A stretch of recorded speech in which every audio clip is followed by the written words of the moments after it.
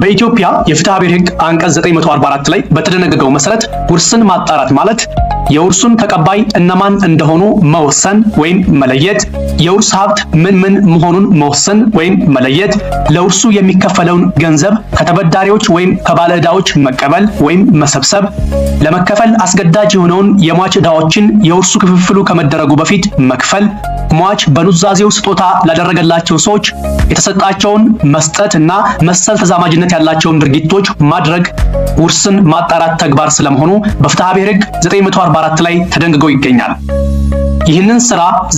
ስራ ይሰራ ዘንድም የውርስ አጣሪ ያስፈልጋል፣ ይመረጣል። ታዲያ የውርስ አጣሪ በሶስት መንገድ ሊመደብ ወይም ሊመረጥ እንደሚችል በፍትሐ ብሔር ሕጉ ላይ ተደንግጎ ይገኛል። የመጀመሪያው በሕግ ሲሆን በዚህም ኑዛዜ ባይኖር ወራሽ የሚሆኑ ሰዎች አውራሹ ከሞተበት ቀን ጀምሮ ያለምንም ቅድመ ሁኔታ የውርስ አጣሪ ይሆናሉ።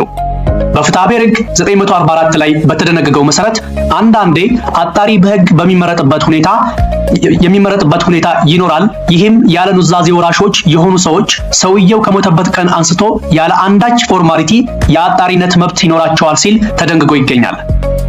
ሁለተኛው በኑዛዜ ሲሆን አውራሹ ከመሞቱ በፊት በኑዛዜው የውርሱ አስፈጻሚ እንዲሆን የመረጠው ሰው የውርስ አጣሪ ይሆናል በማለት በፍትሐ ብሔር ሕጉ አንቀጽ 948 ንዑስ አንቀጽ 1 ላይ ተደንግጎ ይገኛል።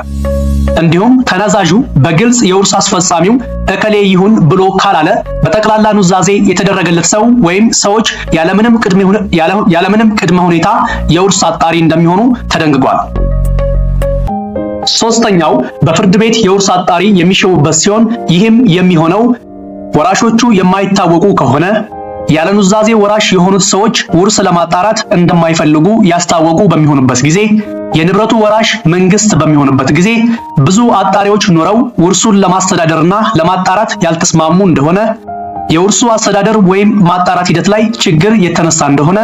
አጣሪው ትጉህ ወይም ሐቀኛ ያልሆነ ወይም ስራውን ለመፈጸም ችሎታ የሌለው ስለመሆኑ ከታወቀ፣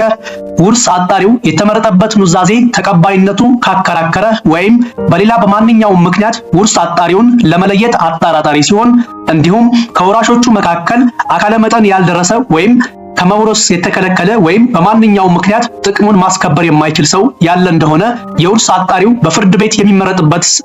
የሚመረጥበት ስነ ስርዓት የተካተተ ስለመሆኑ በፍትሐ ብሔር ሕጉ አንቀጽ 947፣ 948፣ 950 እና 951 ይዘትና ዓላማ ለመረዳት ያስችላል።